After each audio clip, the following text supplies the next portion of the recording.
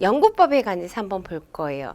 16번 보겠습니다. 다음 설명 중에서 옳지 않은 것이 옳지 않은 것 찾아내는 거죠. 그래서 상관연고 A와 B의 상관 A 변인과 B 변이 어떤 관계가 있는 거죠. 그래서 상관연구라는 것은 인간의 심리 및 발달에 영향을 미친 여러 가지 변이의 상호 관련성을 표현하기 위해서 그죠.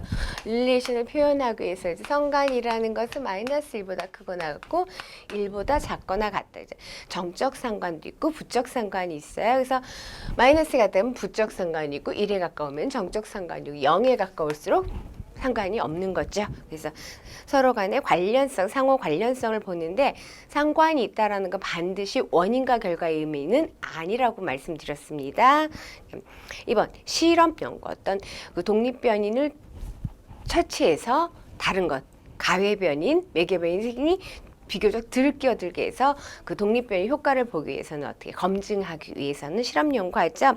그래서 실험 연구는 인간의 심리에 영향을 미치는 변인들 간의 인과관계를 밝히고자 하는 연구. 그러니까 그 원인과 결과를 보는데 상관 연구는 반드시 원인과 결과를 볼 수 있는 것 아니에요. 원인.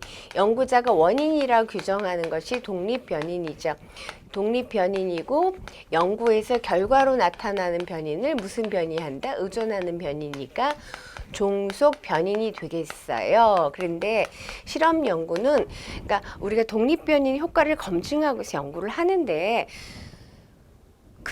그냥 이렇게 현장 연구를 하게 되면은 다른 변인들이 끼어들어서 거기서 차이가 나도 하더라도 과연 독립변이 효과인지는 알 수가 없어요. 일반화 경향성은 적은 것이 이제 그 현장 연구예요. 실험 연구는 독립변이 효과, 거기서 효과가 나타나면은 그 효과가 누구 효과? 독립변이 효과라고 볼 수 있는 정도죠. 그래서 변인들 간의 인과관계, A와 B의 관계를 단순히 상관만 보는 인과관계를 볼 수 있는 연구입니다.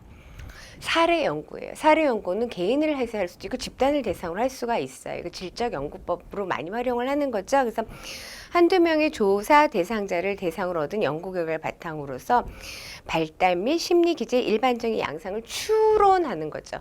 추론하지만 사례 연구를 통해서 일반화시키긴 어려워요.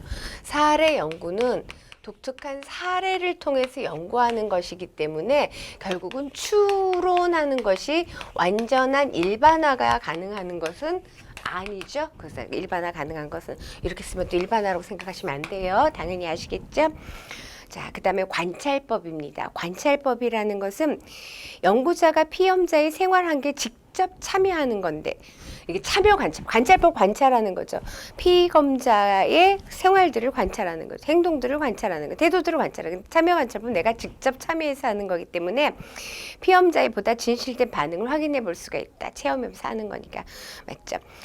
자연 관찰법이라는 것은 그냥 두고 하는 거겠죠. 자연 관찰법은 일상적인 몸에서 그냥 두고 관찰하는 것이 자연 관찰법이에요. 그래서 자신의 생각, 태도, 관점 등을 스스로 평가하고 보고하는 거니까 스스로 평가하고 보고하는 거니까 자기보고 연구법이 되겠죠. 자기보고법입니다. 그래서 보관 형식으로 개인의 심리적 특성에 관한 자료를 수집하는데 많이 활용되는 것이 뭐다?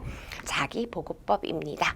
그래서 16번의 정답은 자연관찰법이 아니라 자기보고법은 이렇게 시작되면 맞는 5번이 정답입니다. 그 다음에 뭐 볼 걸까요? 22번 한번 볼 거예요. 22번 보시면은 우리가 사회성에 관해서 이제 학생들 대상으로 많이 연구를 하기 때문에 한번 볼 건데요. 사회성 측정 실시상의 유의점으로 적절한 것은 무엇인가 했어요. 우리가 사회성 측정할 때 유의점, 적절한 것이 뭐냐? 1번 선입견을 피하기 위해서 학급 담임이 아닌 사람이 실시하도록 한다. 앞에 문장 좋은 거죠. 어쨌든 담임 선생님이 선입견을 가지시면 안 돼요. 모든 연구법 일상에서 마찬가지로 객관적으로 파악하는 굉장히 중요해요. 특히 상담사 아시죠? 그래서 그거는 좋은 지문처럼 보이지만 학급 담임이 실시하는 것이 바람직합니다. 그 다음에 2번 우리 학급, 우리 분단, 집단의 한계를 명확하게 해서 교우관계를 볼 때 우리 학교에서, 우리 학급에서 아니면 또 우리 동네에서 이렇게 포괄적으로 넓혀갈 수가 있어요. 집단의 한계를 명시해 주는 것이 중요합니다. 그러니까 적절한 것은 2번 맞습니다. 2번은 3번 조사 결과를 학생들에게 알려 스스로 교우관계 개선하도록 한다. 비밀 보장해야 돼. 비밀 보장해야 됩니다. 영향을 받을 수 있기 때문에 비밀 보장을 하는 것이 맞습니다. 그리고 4번 조사의 간소화를 위해서 집단 중 일부만 하는 게 전체 학생을 대상으로 하는 거죠. 그러니까 그 만약에 장기 결석자들 포함해서 전체 학생을 대상으로 하는 것이 맞습니다. 고학년은 가능한 한 개별 면접을 통해 실시한다. 이제 고학년은 그냥 쓰라고 하고요. 저학년도 잘 모르게 저학년은 가능한 한 이제 면접을 통해서 이 교우 관계도 사회성을 측정해 볼 수가 있습니다. 그래서 사회성 측정할 때 주의해주면 학급 단임이 하고 전체 학생을 대상으로 하는 거 맞고 집단에 속한 그리고 이제 그것을 갖다 비밀 보장하는 것이 중요하다. 그랬어요.